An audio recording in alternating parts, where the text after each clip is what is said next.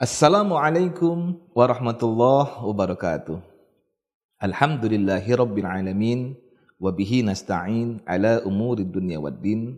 Asyhadu an la ilaha illallah wahdahu la syarikalah al-malikul haqqul mubin wa asyhadu anna Muhammadan abduhu wa rasuluh shadiqul wa'dil amin. Allahumma shalli wa sallim ala sayyidina wa maulana wa habibina wa juhrina Muhammad sallallahu alaihi wasallam wa ala alihi wa sahbihi ajma'in. Amma ba'd. Pemirsa, kali ini kita akan membahas tentang berkah. Berkah itu selalu kita sebut-sebut, apalagi dalam salam kita. Assalamualaikum warahmatullahi wabarakatuh.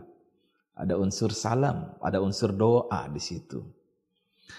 Berkah dari bahasa Arab, barokah, al-barokah.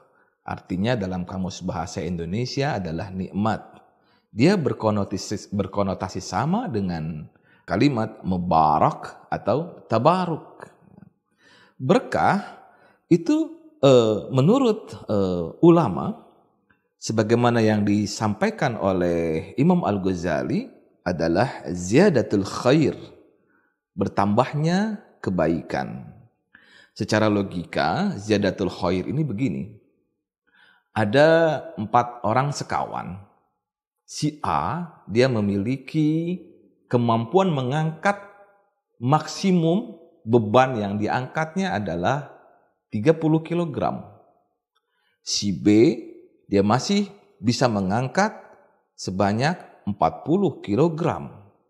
Sedangkan si C, dia hanya mampu 25 kg. Sementara si D, dia bisa mengangkat maksimum adalah 45 kg. Bisa kita bayangkan kalau masing-masing mengangkat beban itu, berarti dia hanya mampu mengangkat sebatas maksimal kemampuannya. Tetapi ketika dia berusaha bersinergi, berusaha bersama-sama mengangkat beban, paling tidak dia bisa mengangkat 40 kg kali 4. Bisa mengangkat 200 kg ketika dia melakukannya secara bersama-sama. Itulah yang disebut dengan berkah, keberkahan. Ya, ada ziyadatul khair di sana, ada penambahan kebaikan di sana. Nah, keberkahan ini sebagaimana yang tertulis di dalam Al-Quran surah Shad ayat 29, A'udzubillahi minasyaitonirrajim, Kitabun anzalnahu ilaika mubarakun liyadabbaru ayatihi wa liyatadakkaru ulul albab.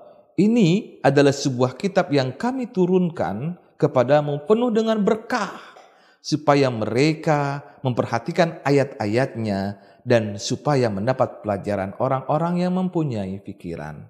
Artinya Allah Subhanahu wa taala menurunkan Al-Qur'an sebagai keberkahan untuk umat Rasulullah Muhammad sallallahu alaihi wasallam.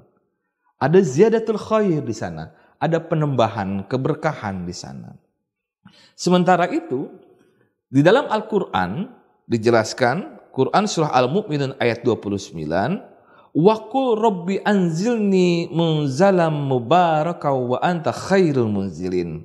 Dan katakanlah, berdoalah kepada Allah, ya Tuhanku, tempatkanlah aku pada tempat yang diberkati, dan Engkau adalah sebaik-baik yang memberi tempat.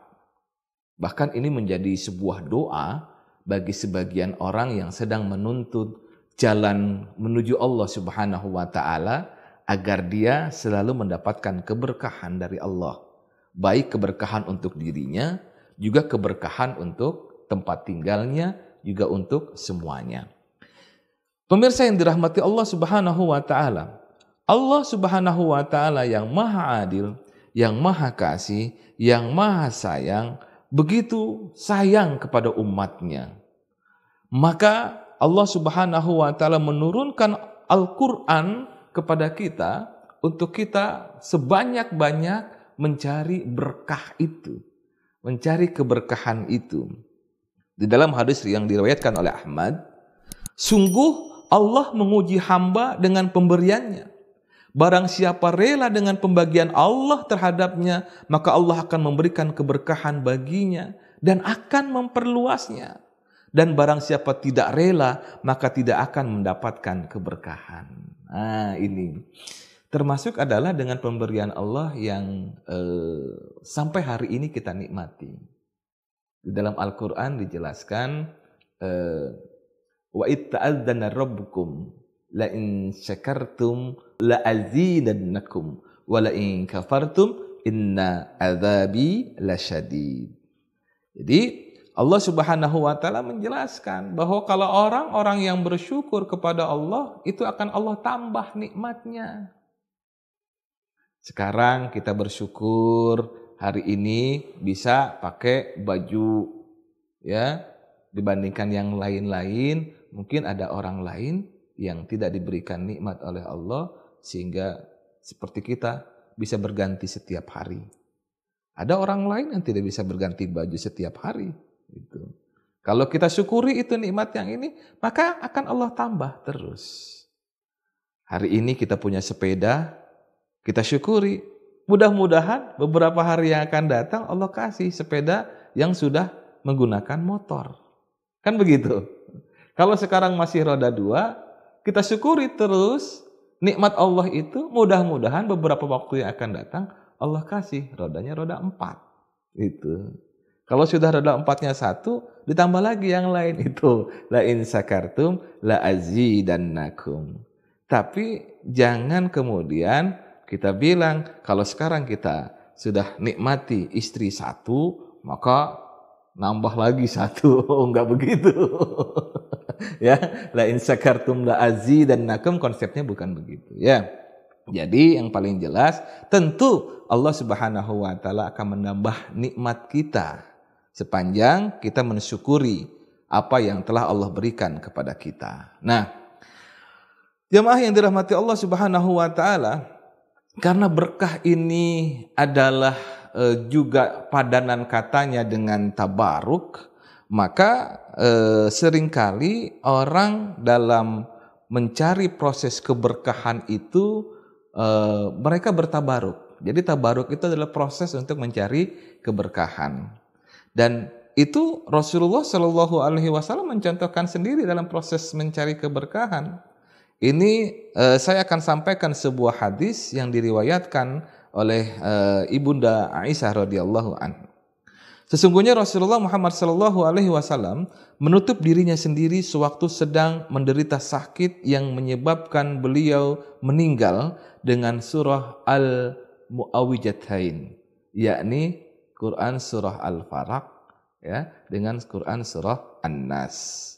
Ketika sakit, Rasulullah Shallallahu Alaihi Wasallam semakin berat, maka akulah yang meniupnya dengan bacaan ayat tersebut. Ini diriwayatkan oleh Bukhari dan Muslim. Jadi Siti Aisyah seringkali meniupkan, ya, Al-Falaq dan An-Nas ketika dibaca itu kepada diri Rasulullah Muhammad SAW.